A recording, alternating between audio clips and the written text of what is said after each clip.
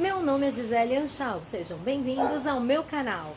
Não esqueça de, se gostar do vídeo, curta, compartilha e se inscreva. Deixa nos comentários quais os livros você gostaria de ouvir. Agora, bom vídeo! Viagem ao Inconsciente, W. A. Mambert, B. Frank Foster. Aprendizagem mais útil. Você seria uma pessoa bem rara se, de fato, não sentisse as frustrações e os estresses próprios de nossos tempos, pois todos estamos sendo arrastados para isso.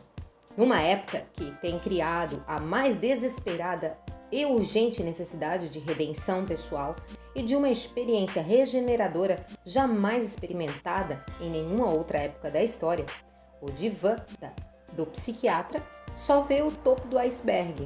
Pessoas relativamente poucas que já não podem suportar sozinhas a desordem interior e que se voltam para seu semelhante em busca de ajuda.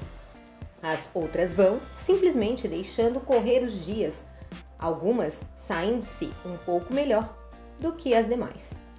Todos, porém, ansiamos secretamente por uma vida mais plena, de paz interior, de dignidade, independência e nobreza de alma, como algo dentro de nós sente que deveria ser. Afinal, quais são os verdadeiros problemas com que cada um de nós se debate? Não é vital quanto de harmonia interior podemos dispor enquanto vivermos a mais premente questão da vida? É de certo modo paradoxal que o segredo da obtenção dessa paz interior e dessa retidão tem estado presente quase desde que o homem começou a sua busca. Leia os antigos egípcios, os hebreus, os persas, os chineses, os gregos e os romanos, os pensadores e escritores da Renascença e do Iluminismo, ou as doutrinas da psiquiatria moderna. Você ouvirá sempre o mesmo estribilho. E ainda assim, parecemos, em nossa grande maioria, surdos e cegos para aquilo que é conhecido há séculos, como sendo o único primeiro passo, certo e seguro, com uma vitória pessoal na vida. Qual é esse grande segredo? Não há sentido algum em complicarmos demasiadamente o assunto. Livrem-se de todos os fetiches psicológicos, de toda e qualquer fantasia de interpretação e exposição teológicas altissonantes e de todo esoterismo filosófico, e ficarão a sós com a máxima simples, mas profunda, cunhada há tanto tempo: conhece-te a ti mesmo. O autoconhecimento é o começo de todos os demais conhecimentos significativos, fazendo eco antigo refrão do eclesiástico do século XV, Thomas A. Kempis. É o mais elevado e útil aprendizado. É o começo de toda a autoajuda, de todo o crescimento pessoal, de toda a terapia psíquica, de todo o autoajustamento e de toda a regeneração pessoal. Conhece-te a ti mesmo, escreveu o antigo filósofo romano Cícero.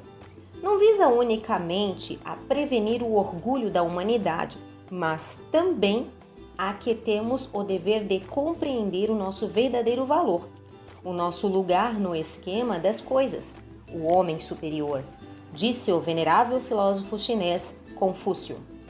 Vigiar-se-á a si próprio quando está só. Ele verifica o seu coração para ver se nele existe algo de errado, a fim de que não encontre motivo de desagrado consigo próprio. No livro dos Provérbios lê-se: o homem é tal qual como o seu coração se expressa. Os autores do Novo Testamento advertiram que, para se conhecer Deus, se teria de primeiramente confessar os seus pecados, o que quer dizer admiti-los pelo conhecimento de si próprio. Alexander Pope, filósofo do século XVII, escreveu: quem quer que seja que pretenda curar os males do mundo sem ter primeiramente alterado a sua própria disposição mental, somente multiplicará os males que se propõe curar. Seja Jung dita para o homem moderno que Somente quando o indivíduo está disposto a cumprir os requisitos necessários a um autoexame rigoroso para um autoconhecimento, pode haver qualquer conexão significativa sua com o resto do mundo real, ou até mesmo com Deus, qualquer que seja a definição que lhe deem. Para a maior parte de nós, o problema não reside na aceitação do preceito básico, segundo o qual o autoconhecimento é a chave para a busca de felicidade. O problema está em que muitos de nós não sabem como ir além de um nível superficial para atingir esse autoconhecimento. Certa vez, um médico mencionou aos autores deste livro que estava pasmo quão pouco as pessoas sabem acerca dos corpos em que vivem. Uma pessoa comum sabe, por exemplo, bem mais a respeito do sistema de ignição de seu automóvel do que sobre o próprio coração, ou fígado, ou pulmões. O mesmo pode ser dito no que concerne ao conhecimento dos processos de suas próprias mentes. Muitos de nós não estão familiarizados com o território psíquico em que vivem. Contudo, almejamos conhecer os mistérios dos nossos próprios eus. Tal como o profeta de Gibran coloca o assunto, aspiramos a tocar com os nossos dedos o corpo nu dos nossos sonhos. Por exemplo, a pessoa comum tende a pensar que o autoconhecimento é aquilo que conscientemente ela percebe e sabe. Porém, a verdade é que o seu ego, tal como disse Gibran, é um mar infindo e profundo. Há pelo menos tanto de você e provavelmente mais por debaixo da superfície, escondido da sua observação consciente, quanto o há por cima. Só quando você tem os instrumentos que lhe permitem explorar esses pontos escondidos da sua própria mente, é que começa, na verdade, a descobrir o seu eu global e a conhecer a sua potencialidade. Qualquer tentativa séria de se atingir o autoconhecimento tem, por isso, de começar pelo menos pela aquisição de alguns conhecimentos acerca da natureza e da extensão da nossa constituição psíquica, isto é, temos de ter alguma noção e propósito da nossa própria estrutura psíquica. Quando o leigo comum ouve o termo psíquico, tende a pensar inicialmente que se trata de algo ficcional, de algo místico ou oculto, algo que integre o âmbito dos médiums, dos ledores de sorte, dos videntes, das zonas sombrias.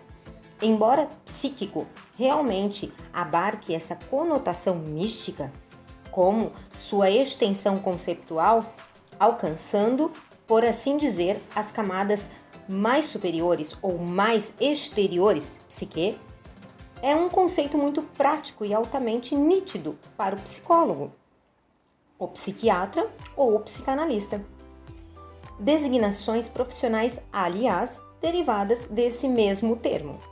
Denominações que deveriam ser as mesmas para qualquer pessoa que proceda à sua autoanálise, para assim vir a conhecer-se melhor. Literalmente, psique quer dizer alma, ou força vital, ou princípio vital. Atualmente, alguns psicólogos utilizam o termo como sinônimo de mente, outros como substituto para inconsciente ou subconsciente. Todas essas conotações parecem ser demasiadamente restritivas. Uma atitude mais esclarecida seria a de tomar o termo num sentido ainda mais abrangente e amplo, mas no sentido de seu significado original grego, ao mesmo tempo garantindo-lhe maior extensão. Não devemos fechar-nos ao que a nossa caracterização psíquica possa vir ainda a mostrar que contém, o que desconheçamos.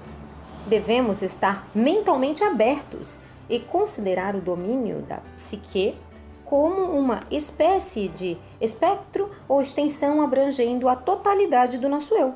o que inclui os profundos impulsos e necessidades instintivos primitivos e também tende a incluir o ser socializado, racional, pensante e os seus processos e mesmo a chamada experiência de vida espiritual. A sua psique é, portanto, a soma de muitas coisas. É tal como os gregos originalmente a consideravam. A força vital em você é a sua alma, o seu eu tangível e consciente e o seu eu intangível e inconsciente. E é assim que utilizamos o termo neste livro para significar o compósito de seu ser e de sua personalidade, consciente e inconsciente, os seus instintos, intuições, sensações, sentimentos, emoções, impulsos, memórias e experiências, assim como a sua conexão com todos os outros seres humanos que o antecederam e com uma força mais vasta, talvez divina, ou lei da natureza.